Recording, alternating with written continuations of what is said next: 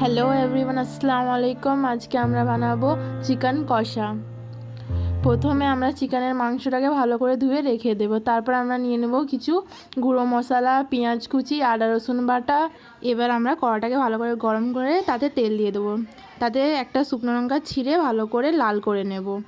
তারপর তাতে আমরা কেটে রাখা পেঁয়াজটা দিয়ে দেব। পেঁয়াজটাতে একটু নুন দিয়ে দেবো যাতে তাড়াতাড়ি ওটা লাল হয়ে যায়। পেঁয়াজটা লাল করার পর তাতে আমরা দিয়ে দেব ধুয়ে রাখা মুরগির মাংসটা।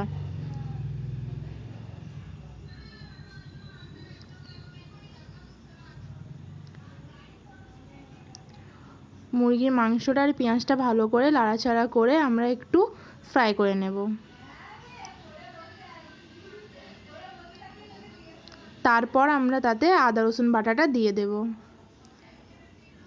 নিয়ে ভালো করে মিক্স করে নেব।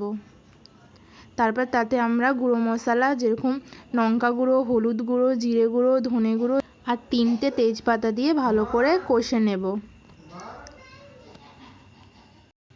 15 থেকে 20 মিনিট ভালো করে কষে তার মধ্যে আমরা একটু জল দিয়ে সেটাকে 5 থেকে 10 মিনিট ভালো করে ঢেকে রেখে দেব। তারপরে আমাদের রেডি হয়ে যাবে চিকেন কষা, যেটা আপনারা ভাত দিয়ে বা রুটি দিয়ে খেতে পারেন।